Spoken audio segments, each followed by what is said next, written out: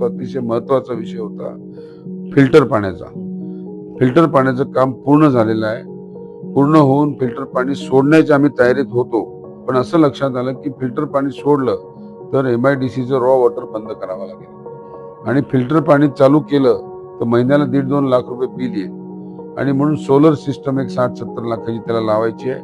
त्याचा निधी तटकरे साहेबांनी मला शब्द दिलेला आहे. 2 किलोमीटरची जी पाण्याची रॉ वॉटरची लाईन आहे ही वरवटण्याच्या पलीकडून बाहेरूनच आपण करावी असं त्यांना विनंती मी केली होती. एस्टिमेट झाले त्याप्रमाणे 60-70 लाख रुपये त्यालाही लागतात, तेही देत आहे. तात्काळ निर्णय घेऊन ते करण्यात आले. पण आपल्याकडे नागोठण्यासाठी कोणी विजन असणारा माणूस जो आवश्यक होता त्यांनी या गोष्टी न केल्यामुळे त्या गोष्टी राहिल्या. पण आता सत्तेचं माध्यम आपल्याकडे दिल्लीपासून अगदी मुंबई मंत्रालयापासून असल्यामुळे आणि हे खातं जे आहे हे आमच्याकडेच आहे. आता राष्ट्रवादी काँग्रेस पक्षाकडे आहे पुनर्वसन आणि मदतीचा.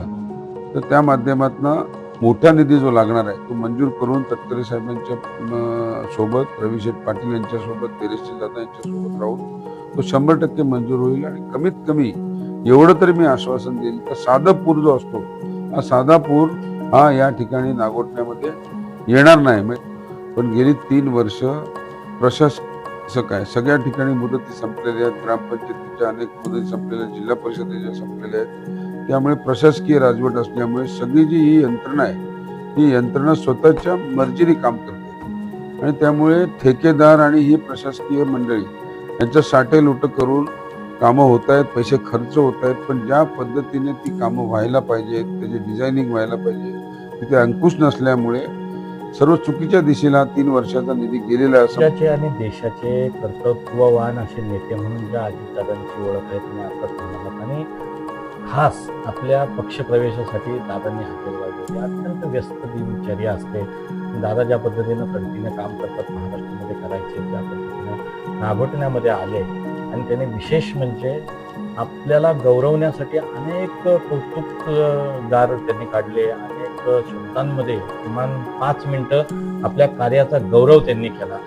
काय भावना आहे आज दादा आपल्यामध्ये नाही? अतिशय दुःख झालंय. हा आमच्यासाठी सगळ्यांसाठी शॉक आहे. माझ्यासाठी स्वतः मी त्यांच्या सोबत स्टेजवर होतो. त्यांनी माझ्या प्रवेशासाठी महानगरपालिकेच्या निवडणुका, प्रचार सगळं सोडून नागोठण्याला ते आले. त्यांनी भाषणामध्ये त्यांचा गौरव स्वतःचा कुठेही केला नाही, पण माझ्या एवढ्या वर्षाच्या कार्याची नोंद ही त्यांनी जनतेच्या समोर ठेवली आणि माझा सन्मान केला त्यांनी. त्याचबरोबर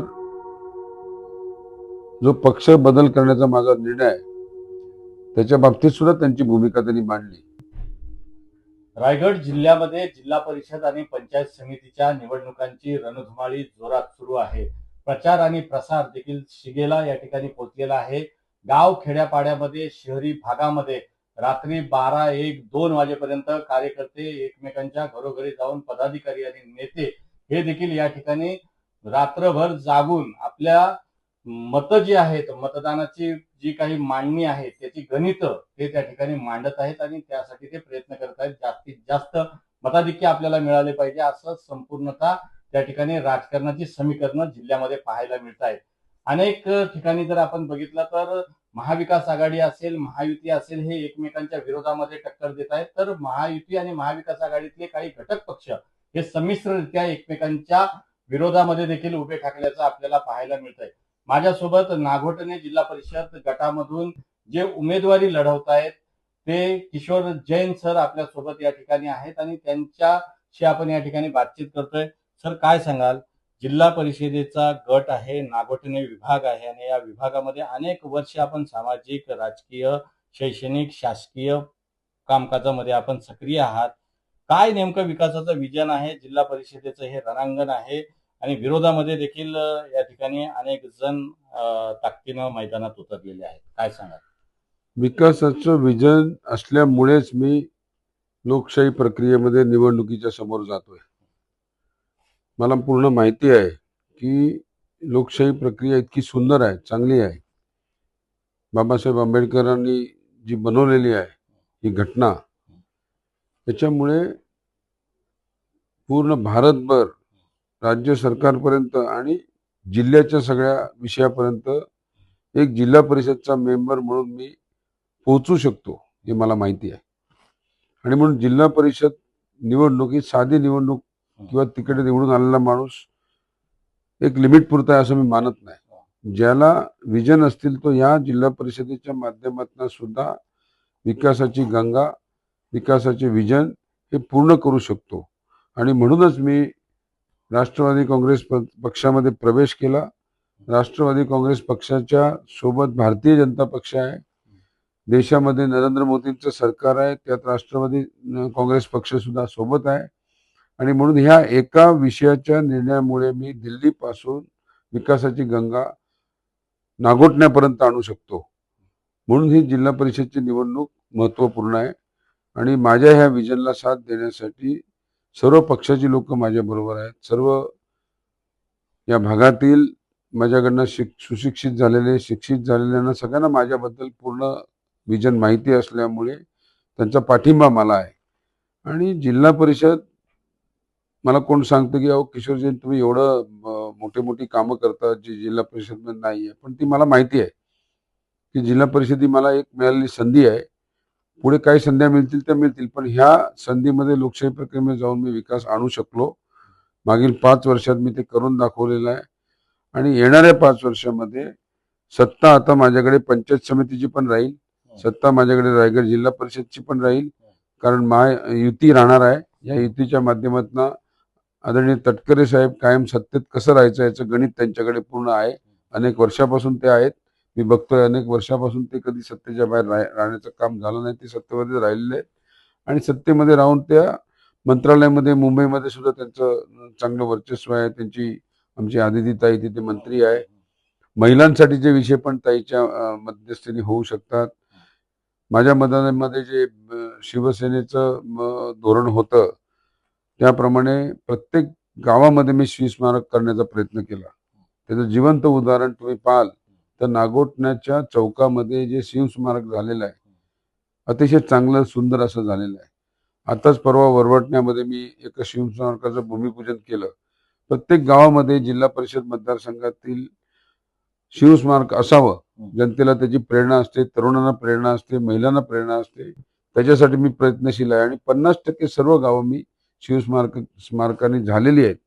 आणि बेरोजगारीचा विषय असो या सगळ्या विषयामध्ये मी व्यवस्था दिलेली आहे. ऑलरेडी माझ्याकडे तरुण मुलं शिक्षण घेत आहेत, बेरोजगारीतून पुढे जात आहेत. एज्युकेशन हे महत्वाचा भाग मी ओळखलेला आहे. मी मागील 5 वर्षाच्या पूर्वी 2-3 वर्ष मी कुठल्याही राजकारणात राहिलो नाही. माझं लक्ष एकच होतं की ही शैक्षणिक संकुल आपल्या रायगड जिल्ह्यासाठी उभं करायचं आणि त्याच्यातनं आपल्याला ही व्यवस्था द्यायची मुलांना. इथूनच डॉक्टर तयार झाले पाहिजे, इथूनच इंजिनियर्स तयार झाले पाहिजेत. आणि ते आज डॉक्टर्स इंजिनियर्स जी होत आहेत तयार ती सगळी आपली या भागातली आगरी कोळी सगळे बांधव, या मुस्लिम असतील हे सगळे बांधव या ठिकाणी शिकतायत. आणि त्यांची बेरोजगारी 500-600 लोक तयार होत आहेत. एवढी मोठी बेरोजगारीची समस्या कमी करण्याचा थेट प्रयत्न माझा आहे. आणि ते आता सत्तेमध्ये मी गेल्यामुळे ते विजन माझं 500चं 5000वर नाही. हा विषय नुसता माझ्या जिल्हा परिषद पुरता राहणार नाही. आता सुद्धा पूर्ण महाराष्ट्रातनं माझ्याकडे शिकायला मुलं येतात. माझी एक पतसंस्था मी बनवलेली आहे. याचं कारण एवढंच आहे की त्या पतसंस्थेच्या माध्यमातून अनेक गरीब गरजू कुटुंब मी उभी केलेली आहेत. साधी भाजी विकणारी भाजी विक्रेती आहे ती माझ्याकडनं व्यवस्था ती फायनान्शियली सहजपणे मिळणारी व्यवस्था घेऊन त्याने मुलाचं शिक्षण घेतलेलं आहे. त्या मुलाला शिक्षण घेण्यासाठी माझ्या कॉलेजमध्ये सहजपणे ऍडमिशन मिळालेलं आहे. ऍडमिशन मिळाल्यानंतर त्यांचं कुटुंब, त्यांचं घर बांधणं वगैरे सगळ्यासाठी जी रोजंदारीची इन्कम असते ती सहजपणे माझ्याकडे भरू शकतात. आणि असे अनेक कुटुंब मी या ठिकाणी उभे केल्यामुळे या पूर्वीची नागोठणा ग्रामपंचायतचे इलेक्शन झालं, मला 17पैकी 16 सीटा मिळाल्या. माझ्या शब्दावरती लोकांनी विश्वास ठेवून 17पैकी 16 सीटा दिलेल्या आहेत. आता 2-3 महत्वाचे प्रश्न राहिलेले आहेत नागोठण्याचे. त्याची घोषणा आम्ही निवडणूक आचारसंहिता लागण्याच्या अगोदर तटकरे साहेब आणि आम्ही सोबत बसून करणार होतो. तो अतिशय महत्वाचा विषय होता फिल्टर पाण्याचा. फिल्टर पाण्याचं काम पूर्ण झालेलं आहे. पूर्ण होऊन फिल्टर पाणी सोडण्याची आम्ही तयारीत होतो.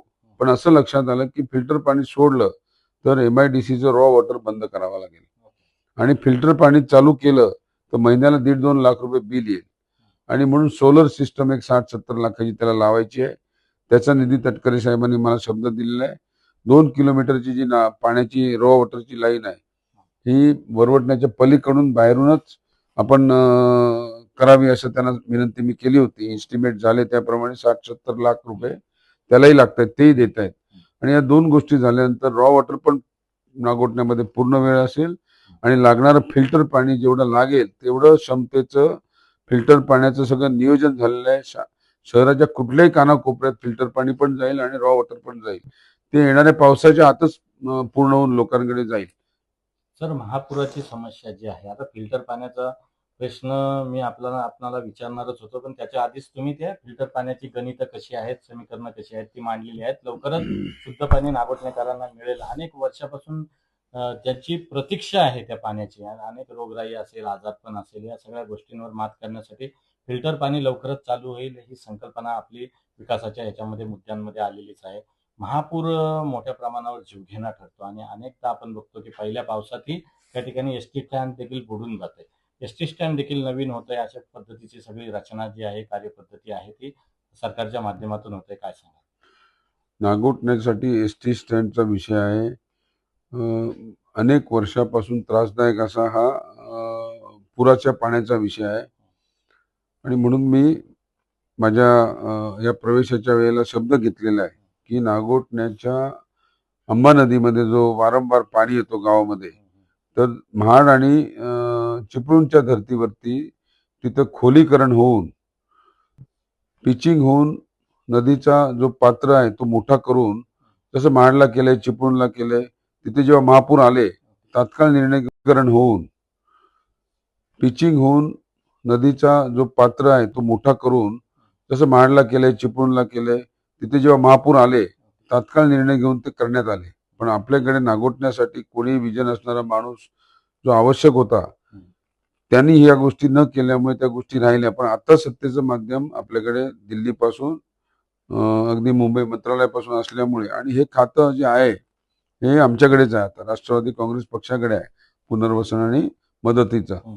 तर त्या माध्यमातून मोठा निधी जो लागणार आहे तो मंजूर करून तटकरे साहेबांच्या सोबत, रविशेठ पाटील यांच्या सोबत, धैर्यशील दादा यांच्या सोबत राहून तो 100% मंजूर होईल. आणि कमीत कमी एवढं तरी मी आश्वासन देईल का साधा पूर जो असतो, हा साधा पूर हा या ठिकाणी नागोठण्यामध्ये येणार नाही. म्हणजे दरवेळेला कोळी बांधवांना शिफ्ट करायला लागतं, त्यांना खाण्यापिण्याची व्यवस्था द्यायला लागते. तेवढं करून भागतंय असं नाही आहे. त्याच्या मुळात आपण गेलो पाहिजे आणि म्हणून मी त्या विषयाची पण जबाबदारी घेतलेली आहे आणि ते काम मी लवकरच या आचारसंहितेनंतर सुरू करणार आहे. जवळजवळ नागोठण्याचं PSC हायवेला आहे, हायवेच्या प्रमुख ठिकाणी आहे. 17 नंबरच्या हायवेला ते PSC सेंटर आहे. मी जिल्हा परिषदच्या सदस्य झाल्यानंतर तिथे जवळजवळ 20 ते 30 लाखाचं कंपाऊंडचं काम केलं. आतमध्ये 20-30 लाखाची दुरुस्ती केली. पण मी अजून त्यात समाधानी नाही आहे आणि म्हणून राज्य शासनाच्या योजनेमध्ये ते अत्याधुनिक PSC व्हावं म्हणून प्रस्ताव गेलेला आहे. साधारणतः 8 ते 9 कोटीचं इस्टिमेट मंजूर होऊन जवळजवळ मंजुरीची प्रक्रिया पूर्ण झालेली आहे आणि तेही काम लवकरच या आचारसंहितेनंतर सुरू होईल. एसटी स्टँडचा पण विषय आहे, त्याच्या सुद्धा भूमिपूजन झालेलं आहे. एसटी स्टँडचं डिझायनिंग जे आहे ते मी स्वतः मुंबईला त्या एसटी डिपार्टमेंटमध्ये पाठपुरावा करून करण्याचा प्रयत्न केला. पण नंतर प्रशासन आल्यानंतर ते डिझाईन माझ्या पद्धतीने पाहिजे तसं झालेलं नाहीये. पण ते सुद्धा दुरुस्त करून घ्यावे लागेल तरच तो एसटी स्टँड खऱ्या अर्थाने होईल. आपण भूमिपूजन घाईघाईने इलेक्शन आहे म्हणून जनतेला दाखवण्यासाठी केलं, पण त्यात ते होणार नाहीये. बरोबर नवीन आराखडा व्यवस्थित तयार करून घ्यायला लागेल, नाहीतर हे पैसे सगळे पाण्यात जातील पुराच्या. आणि म्हणून त्या दृष्टीने मी पावलं टाकणार आहे. ते डिझाईन मी बघितलेलं आहे, त्यात चेंजेस जे करायचे ते मी सुचवलेलं आहे. पण मंत्रालयात ह्यानंतर मीटिंग लावून ती गोष्ट एकदम मार्गी लावण्याचं काम मी करणार आहे. तर लोकप्रतिनिधी म्हणून राजकारणाचा आपल्याला गाढा अभ्यास आहे, अनुभव आहे. जनतेची आपल्याला नाळ त्या ठिकाणी ओळखता येते. काय सांगाल, आज ज्या पद्धतीनं सत्तेमध्ये जे काही पक्ष आहेत त्या पक्षाच्या माध्यमातून जी विकास कामं होत आहेत आणि अशातच विकास कामं जरी होत असली तरी प्रशासन 4 वर्ष असल्यामुळं अनेक स्वायत्त संस्थांमध्ये विकासाची गणितं जी आहेत ती कोलमडलेली आहेत. काय सांगाल, रायगड जिल्ह्याला महत्वाचं म्हणजे पालकमंत्री देखील नाही आहे आणि पालकमंत्री नसल्यामुळं कशा पद्धतीनं विकास रखडतोय की विकासाला गती येते, कसं बघता याच्याकडे तुम्ही? प्रशासकीय कारभार आणि सत्तेच्या माध्यमातून होणारा कारभार, जे आता जिल्हा परिषद पंचायत समिती निवडणुका लागलेल्या आहेत, आपण त्या ठिकाणी सर्वजण निवडून आलेले उमेदवार त्या ठिकाणी खऱ्या अर्थानं जिल्हा परिषद जर म्हटलं तर ही मिनी मंत्रालय म्हणून कोट्यावधीचा निधी गावगाड्याच्या सर्वांनी शाश्वत विकासासाठी वापरला जातो. काय कसं बघता याच्याकडं? प्रशासन कसं कारभार बघा, चालवतं? लोकशाहीमध्ये लोकप्रतिनिधी निवडून देण्याची पद्धत आहे आणि ह्या लोकप्रतिनिधीचा अंकुश या सगळ्या विषयावरती असतो. पण गेली 3 वर्ष प्रशासक आहे, सगळ्या ठिकाणी मुदती संपलेल्या आहेत, ग्रामपंचायतीच्या अनेक मुदती संपलेल्या आहेत, जिल्हा परिषदेच्या संपलेल्या आहेत. त्यामुळे प्रशासकीय राजवट असल्यामुळे सगळी जी ही यंत्रणा आहे, ही यंत्रणा स्वतःच्या मर्जीने काम करते आणि त्यामुळे ठेकेदार आणि ही प्रशासकीय मंडळी यांचं साठेलोट करून कामं होत आहेत, पैसे खर्च होत आहेत, पण ज्या पद्धतीने ती कामं व्हायला पाहिजेत, त्याचे डिझायनिंग व्हायला पाहिजे, तिथे अंकुश नसल्यामुळे सर्व चुकीच्या दिशेला 3 वर्षाचा निधी गेलेला आहे असं माझं मत आहे. कारण माझ्या भागामध्ये सुद्धा मी काही ज्या गोष्टी बघितल्यात त्या अशाच पद्धतीने झालेल्या आहेत. जनतेचा अंकुश या रायगड जिल्हा परिषदेच्या माध्यमातून अनेक केंद्राच्या राज्याच्या योजना या जनतेपर्यंत पोहोचवू शकतो आणि म्हणून पुन्हा एकदा रायगड जिल्हा परिषदमध्ये मला तटकरे साहेबांनी उमेदवारी दिलेली आहे. तटकरे साहेबांनी उमेदवारी दिल्यानंतर रायगड जिल्ह्यामध्ये युती झालेली आहे. युतीमध्ये भारतीय जनता पक्ष आणि राष्ट्रवादी पक्ष एकत्र आहे. नागोठण्या जिल्हा परिषद मतदारसंघात सुद्धा माझ्यासोबत भारतीय जनता पक्ष आहे. माझ्याकडे 2 गण आहेत, त्याच्यामध्ये एक पंचायत समितीची सीट भारतीय जनता पक्षाची आहे, एक राष्ट्रवादी आणि मी स्वतः राष्ट्रवादी अशी ही निवडणूक होणार आहे. पूर्वी मी शिवसेनेतनं ही निवडणूक लढवली होती आणि त्यावेळेला माझ्या स्वतःच्या कर्तृत्वावर जी ताकद माझ्याकडे होती, जनतेची शक्ती माझ्याकडे जी होती, त्यामुळे विजय मला मिळाला, मोठा विजय मिळाला तेव्हा. परंतु आता तर माझ्यासोबत भारतीय जनता पक्षाची नेते आदरणीय धैर्यशीलजी पाटील, खासदार धैर्यशीलजी पाटील, या मतदारसंघाचे आमदार रविशेठ पाटील, या तालुक्यातील राष्ट्रवादीची बहुसंख्य मतं, त्याचबरोबर कालच परवा शेतकरी कामगार पक्षाने सुद्धा मला पाठिंबा दिलेला आहे. म्हणजे सगळ्या बाजूनी मताधिक्य हे वन साइड झालेलं आहे. मला सांगा की नागोठणे ग्रामपंचायतीमध्ये मागील अनेक वर्ष आपल्या हातात सत्ता केंद्र होती आणि त्याबरोबरच किमान 17 वर्ष आपण नागोठण्याच्या ग्रामपंचायतीवर आपण त्या ठिकाणी राज्य प्रस्थापित आपलं असताना नागोठणे विभागासाठी, नागोठणेच्या जनतेसाठी आपण केलेली ठळक अशी काही कामं आहेत का? कशा पद्धतीनं नागोठण्याच्या जनतेला आपण न्याय दिला या कालावधीमध्ये? मी जिल्हा परिषद सदस्य म्हणून निवडून गेल्यानंतर मला डीपीडीसी मध्ये बिनविरोध निवडून दिला. डीपीडीसी हे एक मोठं जिल्ह्याचं फायनान्स अरेंजमेंटचं माध्यम आहे आणि त्या माध्यमातून 200-250 कोटीचा बजेट असतो. त्या बजेटच्या माध्यमातून आपल्या भागामध्ये बऱ्याच गोष्टी करण्याची संधी मला मिळाली आणि डीपीडीसीच्या सोबत ग्रामपंचायत, त्याचबरोबर तिथे मेंबर असल्यानंतर राज्यामध्ये माझा जो पाठपुरावा आहे, तो पाठपुरावा छोटी मोठी जी आपण कामं म्हणतो तिथं केलीच, पण ठळक म्हणजे अंगणवाडी असो, तुमचे समाज मंदिर असो, स्मशानभूमीचे शेड असो, रस्ते दुरुस्ती असो, तसं बघायला गेलं तर एका जिल्हा परिषद विरोधी पक्षाच्या सदस्याला कोणालाही 8 लाख, 10 लाख, 15 लाखापेक्षा निधी ह्या जिल्हा परिषदच्या बजेटमधून मिळत नाही. ते पण आपल्या रायगड जिल्ह्यामध्ये एक पद्धत आहे चांगली विरोधी पक्षाला सांभाळण्याची, म्हणून तो मिळतो. इतर ठिकाणी ते पण नसतं. आता 12-13 लाखाच्या फंडामध्ये तुम्ही जिल्हा परिषदच्या मतदारसंघात काय काम करणार? मला पहिला जो फंड मिळाला 8,25,000चा, कुंभारळीमध्ये मी समाज मंदिर बांधून दिला. समाजाच्या त्या कुंभाळीतल्या सगळ्या प्रमुखांनी मला विनंती केली आणि एक चांगलं समाज मंदिर त्या ठिकाणी आज उभं आहे. त्याचप्रमाणे प्रत्येक ठिकाणी जिथे जिथे झोपडीमध्ये, रूममध्ये, खोल्यामध्ये अंगणवाड्या चालू होत्या, त्या अंगणवाड्या सगळ्या ठिकाणी मी कुठेच असं माझ्या जिल्हा परिषद मतदारमध्ये ठेवलं नाही की अंगणवाड्या बाहेर रूम मध्ये आहेत किंवा खोल्यांमध्ये आहेत. सगळ्या अंगणवाड्या अद्ययावत करण्यात आल्या. अख्ख्या या जिल्हा परिषदच्या मतदारसंघामध्ये 40 पाण्याच्या योजना मी मंजूर केल्या. जिथे जिथे पाण्याची योजना लागू होत होती, नियमात बसत होती, ती माझ्या प्रशासकीय ज्ञानामुळे, प्रशासकीय माहितीमुळे, राज्य सरकारच्या त्या यंत्रणेतून मी सगळे प्रस्ताव तयार करून गेले. प्रस्तावाचा पाठपुरावा केला आणि 40 योजना जवळजवळ या मतदारसंघामध्ये मंजूर झाल्या. प्रत्येक गावातली योजना मंजूर झाली आणि त्याच्यामुळे एवढं मोठं काम हे सर्व ठिकाणी कधी झालं नाही. जिल्हा परिषद मेंबरला तेवढं जमलंही नाही, पण मी ते शक्य करून दाखवलं. त्याचबरोबर जनरल जे आदिवासी वाड्यांवरचे रस्ते आहेत, आदिवासी वाड्यांवरती त्यांचा लाईटचा विषय आहे, समाज मंदिरचा विषय आहे, याच्यामध्ये पण खूप काम केलेलं आहे. याच्यासाठी काम करण्याची इच्छाशक्ती माझी असल्यामुळे जवळजवळ जिल्हा परिषद मतदारसंघामध्ये 50 कोटीची कामं मी कुठल्या ना कुठल्या मार्गाने आणलेली आहेत. जे हेड राज्य शासनाचे आहेत, जे कधी आपल्या लोकांना माहिती नव्हतं, उदाहरणार्थ पर्यटनाचे पैसे, तीर्थक्षेत्र विकासाचे पैसे, हे सगळे असे मी जवळजवळ 6 ते 7 कोटी रुपये या मतदारसंघात आणले. यात आता सगळी कामं ती अक्कादेवीचं मंदिर अतिशय महत्वाचा विषय त्यात आहे, जिथे सगळ्यांचं श्रद्धास्थान आहे. 78 लाख रुपये आणले. 48 लाख रुपये भवानी मातेच्या मंदिरासाठी निधीसाठी आणले, तेही मोठं श्रद्धास्थान आहे. आपल्या जोगेश्वरी मातेला 1 कोटी रुपये आणले. कान्होजी आंग्रेचं स्मारक, त्यांचे पाय नागोठण्याला लागलेले आहेत म्हणून त्यासाठी मी 1 कोटी आणले, त्याचंही काम सुरू आहे.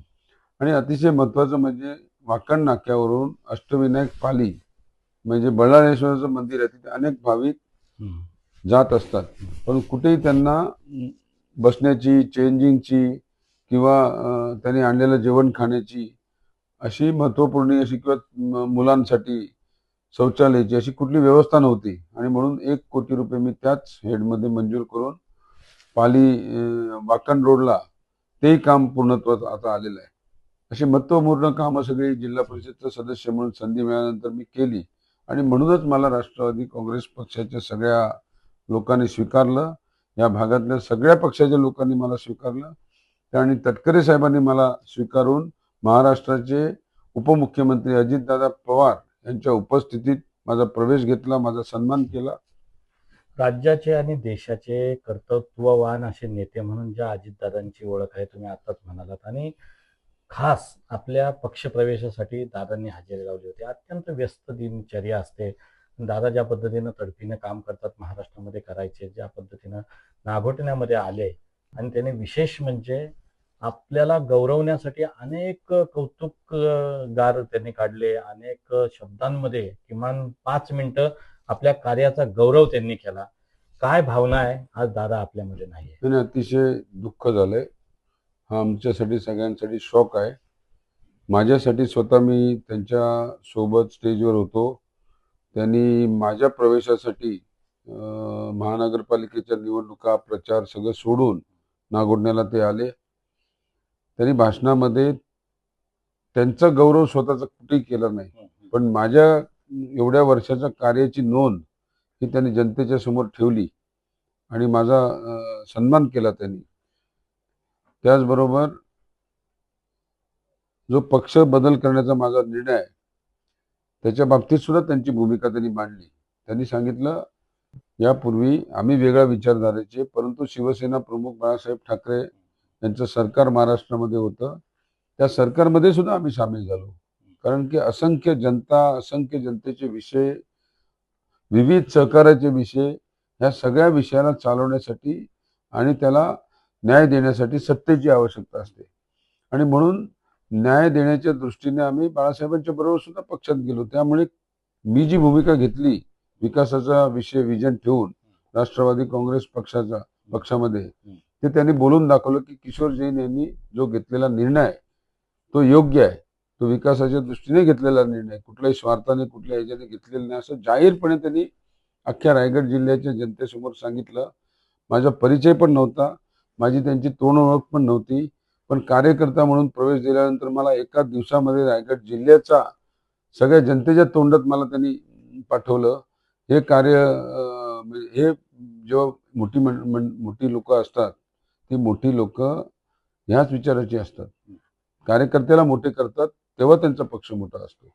आणि जिल्हा परिषदचा सदस्य म्हणून संधी मिळाल्यानंतर मी केली आणि म्हणूनच मला राष्ट्रवादी काँग्रेस पक्षाच्या सगळ्या लोकांनी स्वीकारलं. या भागातल्या सगळ्या पक्षाच्या लोकांनी मला स्वीकारलं आणि तटकरे साहेबांनी मला स्वीकारून महाराष्ट्राचे उपमुख्यमंत्री अजितदादा पवार यांच्या उपस्थितीत माझा प्रवेश घेतला, माझा सन्मान केला. राज्याचे आणि देशाचे कर्तृत्ववान असे नेते म्हणून ज्या अजितदादांची ओळख आहे तुम्ही आताच म्हणालात, आणि खास आपल्या पक्षप्रवेशासाठी दादांनी हजेरी लावली होती. अत्यंत व्यस्त दिनचर्या असते. दादा ज्या पद्धतीनं तडफीनं काम करतात, महाराष्ट्रामध्ये करायचे, ज्या पद्धतीनं नागोठण्यामध्ये आले, आणि त्याने विशेष म्हणजे आपल्याला गौरवण्यासाठी अनेक कौतुकगार त्यांनी काढले. अनेक शब्दांमध्ये किमान 5 मिनिटं आपल्या कार्याचा गौरव त्यांनी केला. काय भावना आहे आज दादा आपल्यामध्ये नाहीये? आणि अतिशय दुःख झालंय. हा आमच्यासाठी सगळ्यांसाठी शॉक आहे. माझ्यासाठी स्वतः मी त्यांच्या सोबत स्टेजवर होतो. त्यांनी माझ्या प्रवेशासाठी महानगरपालिकेच्या निवडणुका प्रचार सगळं सोडून नागोठण्याला ते आले. त्यांनी भाषणामध्ये त्यांचा गौरव स्वतःचा कुठेही केला नाही, पण माझ्या एवढ्या वर्षाच्या कार्याची नोंद ही त्यांनी जनतेच्या समोर ठेवली आणि माझा सन्मान केला त्यांनी. त्याचबरोबर जो पक्ष बदल करण्याचा माझा निर्णय आहे त्याच्या बाबतीत सुद्धा त्यांची भूमिका त्यांनी मांडली.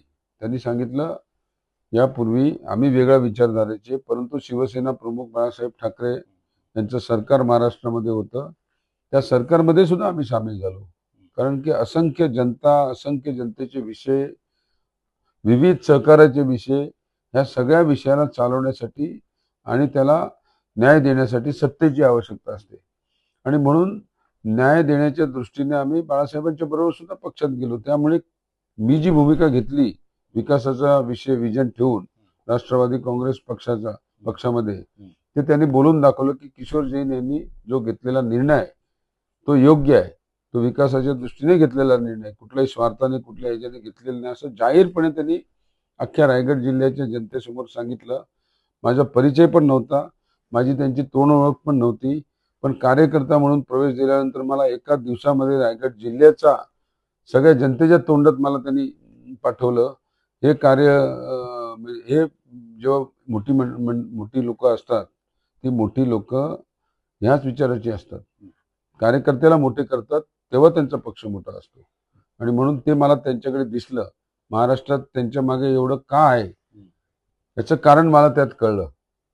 अनेक वर्ष बाळासाहेबांचा सच्चा शिपाई, एक निष्ठावंत, कट्टर आणि कडवा शिवसैनिक म्हणून आपल्याकडं त्या ठिकाणी बघितला जातं. आणि आम्ही पाहिलंय अनेकदा, आपल्याला विविध माध्यमांवर आम्ही पाहिलेलं आहे. आणि विशेषतः बाळासाहेबांचा ज्यावेळेस देहांत झाला त्यावेळेस जगाचे मीडिया जी आहे त्या ठिकाणी होते. आणि पहिल्या सर्कलमध्ये आपण बाळासाहेबांच्या अतिशय जवळचे होतात. त्या कुटुंबातला एक सदस्य म्हणून बाळासाहेबांनी त्या ठिकाणी पक्ष सोडला.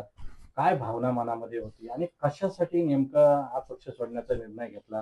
काय कुठे आपल्यावर पक्षामध्ये अन्याय झाला का, किंवा कशा पद्धतीनं आपल्या भावना कुठे दुखावल्या का?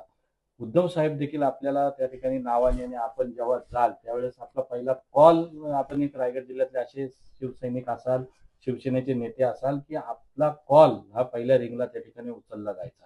काय अशी प्रसंग आला, काय वेळ आली की आपल्याला राष्ट्रवादीची? नाही, कुठलाही असा माझ्यावरती प्रसंग आला नाही, कुठली माझी अशी अडचण तयार झाली नाही की ज्याच्यामुळे मी पक्ष बदलावा.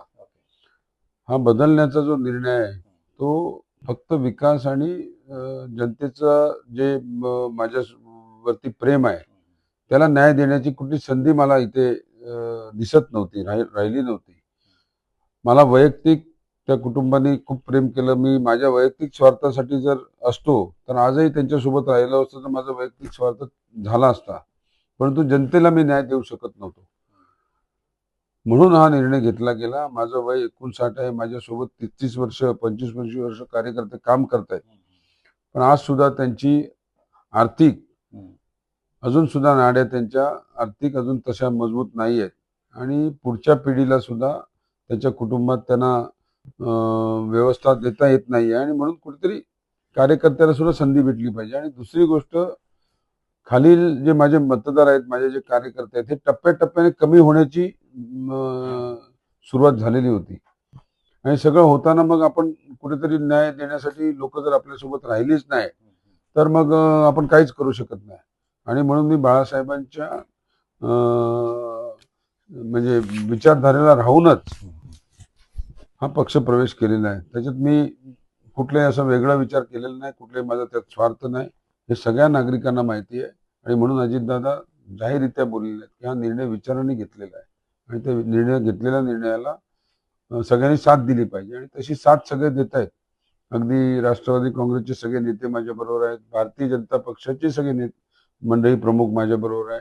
तसं शेतकरी कामगार पक्ष आमच्या अलायन्स मध्ये नव्हता, पण आमच्या जिल्हा परिषद मतदारसंघातला शेतकरी कामगार पक्ष पण माझ्यासोबत आहे. जिल्हा परिषदेची निवडणूक आहे, आव्हानात्मक आहे का, चुरशीची आहे का?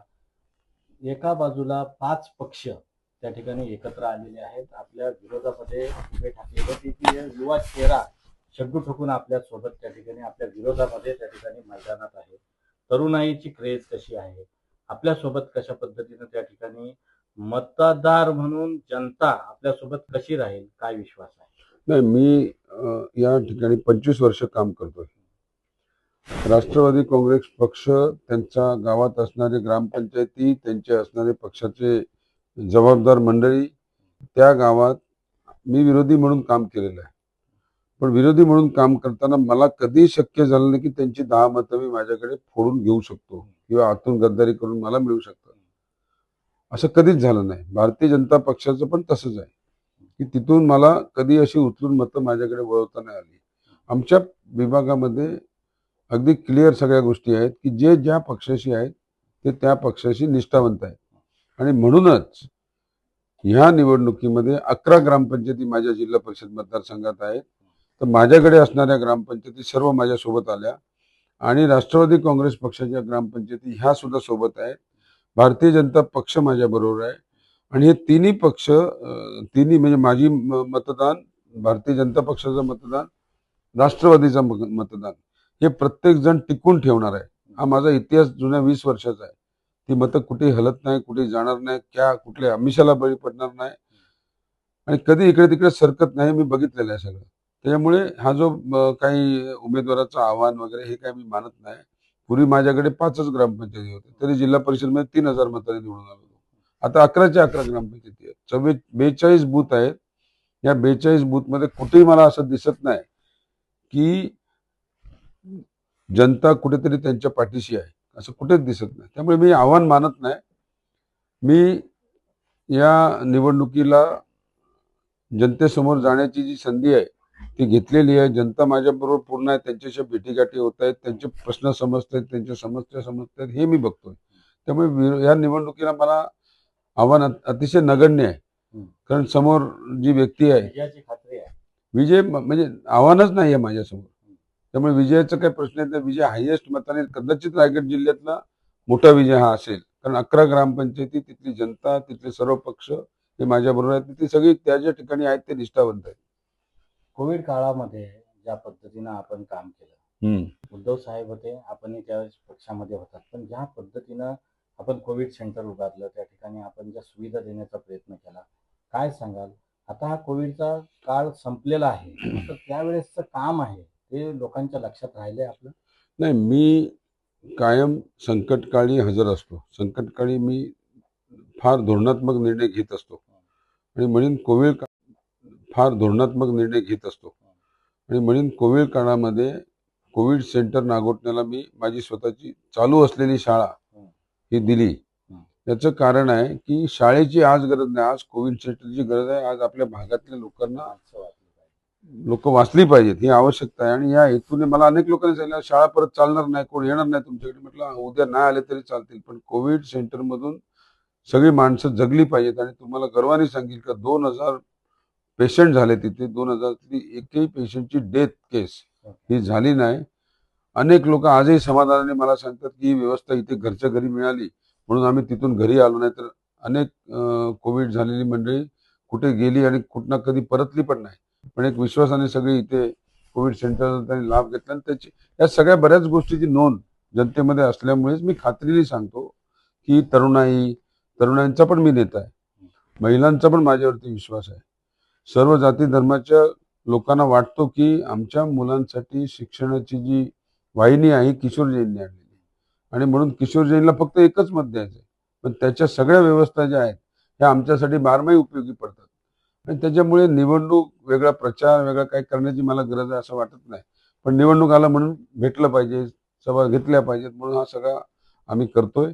परंतु समोरच्या माणसाचं कुठलंही आव्हान आहे असं वाटत नाही, कारण त्याचा कुठलाही इतिहास किंवा तिचं जुनं भूतकाळ असं नाही आहे की जे समाजासाठी काही काम केलंय, कुठल्या विषयासाठी तरी लोकांमध्ये गेलेलं आहे, कुठल्या असं कुठलंही त्याचं हे नाही आहे. त्यामुळे जनता हुशार असते. जनता आता ते कॉन्ट्रॅक्टची माणसं आहेत, कॉन्ट्रॅक्टचा पैसा आहे, सगळे मजा करतील. आणि मी सांगितलं काय मजा करायची ती करून घ्या, शेवटचे दिवस आपले आहेत.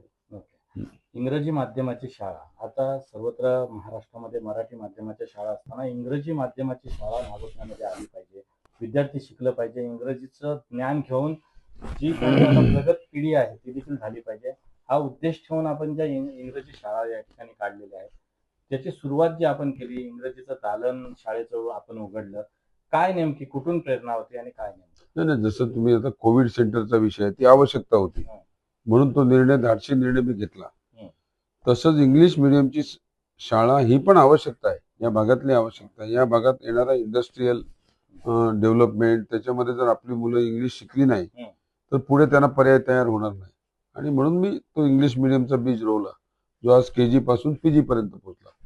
आपण सांगता की या ठिकाणी रायगड जिल्ह्यामध्ये जे नवनवीन प्रकल्प आहेत, काही प्रकल्प विस्थापित आहेत, काही प्रस्थापित आहेत, काही येऊ घातलेले प्रकल्प आहेत, आणि मुंबई जी आहे ती तिसरी मुंबई म्हणून पेन देखील घोषणा झालेली आहे. आणि अशा परिस्थितीमध्ये आपण जर एका बाजूला पाहिलं तर अनेक सुशिक्षित बेरोजगारांची संख्या या ठिकाणी वाढते, व्यापक स्वरूपाची ही संख्या आहे. आणि ते लोक जे आहेत ते आपल्या रोजीरोटीसाठी, पोटा पाण्यासाठी त्यांना इथून इतर राज्यामध्ये जावं लागतं किंवा इतर मुंबई पुण्यासारख्या शहरामध्ये दूर जावं लागतंय. एवढे मोठे प्रकल्प या ठिकाणी येत असताना इथले लोकप्रतिनिधी त्यांना नोकऱ्या देण्यामध्ये कमी पडतात का? परप्रांतीय देखील मोठ्या प्रमाणावर या ठिकाणी येतात आणि ते देखील आपला डोलारा या ठिकाणी विस्थापित करतात. काय सांगाल, कशा पद्धतीनं बेरोजगारांची ही समस्या सुटेल, युवकांना रोजगार, त्यांच्या हाताला काम, त्यांच्या घराची चूल पेटवण्यासाठी भविष्याच्या काळात तुम्ही या इथले लोकप्रतिनिधी बघा, माझ्याकडे दरवर्षी 300 इंजिनियर तयार होऊन निघतात. हे 300 इंजिनियर मधले जर 5-10 लोक सोडली तर उर्वरित सर्व लोक ही माझ्या या रायगड जिल्ह्यातले असतात. आणि ते इंजिनियर झाल्यानंतर ह्या इंडस्ट्रीज मध्ये त्यांना समाविष्ट करून घेतलं जातं. JSW मध्ये माझी इंजिनियर जातात. बेरोजगारी काढणं, बोलणं हे सोपं आहे. सगळे नेते बोलतात बेरोजगारीवरती आम्ही काहीतरी करू, पण कोणाकडे ठोस असं काही दिसत नाही मला. बेरोजगारी घालवण्यासाठी सगळ्यात मोठा उपाय जर असेल तर तंत्र शिक्षण हे असलं पाहिजे. आणि तंत्र शिक्षणची मुहूर्तमेढ इथे नागोठण्यामध्ये मी रोवली, माझ्या कॅम्पसमध्ये मी रोवली. आणि आता दरवर्षी 300 इंजिनियर्स निघत आहेत, दरवर्षी 60 फार्मसिस्ट निघत आहेत. पोस्ट ग्रॅज्युएशनचा एक कोर्स आहे इंडस्ट्रियल सेफ्टी. तो पोस्ट ग्रॅज्युएशनचा कोर्स केल्यानंतर त्यांना कंपनीमध्ये डेव्हलपमेंट मिळते, स्वतःचं प्रमोशन मिळतो, परदेशात जायची संधी मिळते. तो कोर्स माझा 10 वर्ष सुरू आहे. म्हणजे याच्यातून हजारो लोकांना रोजगार मिळालेला आहे, हजारो तरुणांना नोकऱ्या मिळालेल्या आहेत. हे मी जिवंतपणे करून दाखवलेलं आहे. मी आज निवडणुकीला उभं राहिला, मी न्याय देईन किंवा मी रोजगार देईन असं कधी मी म्हणण्याची गरज नाही. कारण माझा 100 लोकांना तुम्ही भेटलेत शिक्षित झालेल्या या भागातल्या किंवा रायगड जिल्ह्यातल्या कुठल्याही मेडिकलच्या दुकानात गेलेत तर माझंच नाव घेणार की मी शिकलो किशोर जैन. त्यांच्यामुळे मी उभा आहे. निवडणुकीच्या प्रचाराचा हा अंतिम टप्पा आहे. अतिशय कमी कालावधीमध्ये जिल्हा परिषद पंचायत समितीच्या निवडणुका लागलेल्या आहेत, त्यामुळे उमेदवारांपुढे मोठा पेच आहे. लोकांपर्यंत पोहोचायचं कसं? पण ज्यांनी आधी 4-5 वर्षे किंवा अनेक वर्षे जी जनतेमध्येच आहेत त्यांना काही कोणत्याही प्रकारचा त्या ठिकाणी वेगळ्या पद्धतीचा खटाटोप करण्याची आवश्यकता वाटत नाही. मात्र अशातच काय सांगाल, जनतेमध्ये जाताय, गाव खेड्यापाड्यामध्ये जाताय, आदिवासी वाड्या वस्त्यांमध्ये पोहोचताय, कशा पद्धतीची प्रचाराची रणनीती आहे आणि जनतेला काय आपलं आव्हान आहे? शेवटचा प्रश्न. जनतेला माझी ओळख आहे आणि माझी ओळख माझ्या कामाने आहे. आदिवासी वाड्यांमध्ये सुद्धा मी जी कामं केलेली आहेत त्यामुळे मला प्रत्यक्ष किशोर जैन हं. आणि त्याचा विकासाचं विजन हे आदिवासी वाड्यांना पण माहिती आहे. जे अनेक वर्ष, आता साधा वासगावचा रस्ता आहे, कित्येक वर्ष किती नारळ फुटली पण झाला नाही, पण मी त्याचा पाठपुरावा करून गीते साहेबांच्या माध्यमातून तो रस्ता पूर्ण करून घेतला. असे अनेक आदिवासी वाड्यांवरचे रस्ते आहेत, आदिवासी वाड्यांवरचे विषय आहेत. इतर गावांमध्ये पण प्रत्येक गावात गेलो तर माझं काम आहे. मग पाण्याचा विषय असेल, लाईटचा विषय असेल, शिक्षणाचा विषय असेल. त्यामुळे मला हे काय असं नवीन इलेक्शन म्हणून जातोय किंवा काय, फक्त मला जनतेला आव्हान एवढंच करायचं आहे, जे काही आता ह्या निवडणुकीमध्ये प्रकार सुरू आहेत, ज्या पद्धतीने आर्थिक व्यवहार चालू आहेत, ज्या पद्धतीने तरुण मुलांना व्यसनाधीन करण्याचा प्रयत्न चाललेला आहे आणि मतं मिळवण्याचा प्रयत्न चाललेला आहे, या सगळ्या गोष्टीपासून सावध राहायचं आहे. आणि आपलं नातं जे आहे विकासासाठी एकमेकांचं, ते नातं अबाधित राहण्यासाठी कुठेही चुकीच्या दिशेने जाऊ नये. कुठेतरी चुकीच्या दिशा झाल्यानंतर त्याचा दुष्परिणाम होऊ शकतात.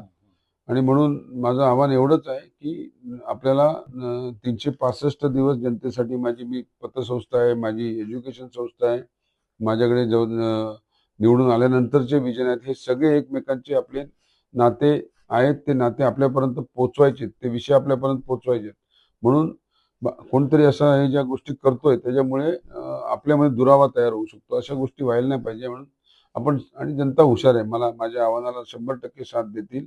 ज्या ज्या वेळेला मी नागोठणा पंचायतीसाठी आव्हान दिलं, जिल्हा परिषदसाठी आव्हान दिलं, भरभरूननी मला स्वीकारलेलं आहे आणि त्याचा रिझल्ट मी दिलेला असल्यामुळे आत्ताच्या आव्हानामध्ये खूप जास्ती मला जनतेचं सहकार्य मिळेल हा विश्वास मला आहे. आपल्या सगळ्या जनतेला मी आवाहन करतोय की ही जिल्हा परिषद रायगड जिल्ह्यातली सगळ्यात मोठ्या मताने निवडून आलेली असावी, एवढं तुम्ही भरभरून मतदान द्यावं ही विनंती मी सगळ्यांना करेन. धन्यवाद. माझ्यासोबत किशोर जैन सर होते आणि त्यांनी एकूणच विकासाचं विजन, नागोठणे विकासाचं कसं मॉडेल असलं पाहिजे आणि सत्ताधारी पक्षांच्या माध्यमातून सत्तेच्या वापरातून कशा पद्धतीने या ठिकाणी विकासात्मक जडणघडण होईल आणि जे काही प्रलंबित प्रश्न नागोठणेकरांचे राहिलेले आहेत ते कशा पद्धतीने सोडवण्याच्या प्रक्रियेला वेग येईल आणि रायगड जिल्ह्यामध्ये जिल्हा परिषदेचे जितके उमेदवार आहेत त्याच्यामध्ये हायेस्ट मताधिक्य मिळवून माझा कशा पद्धतीने विजय होईल या अतिविश्वासानं किशोर जैन यांनी या ठिकाणी विजन मांडलेलं आहे. Dhammasheel Sawant, news bureau, Raigad, Konkan.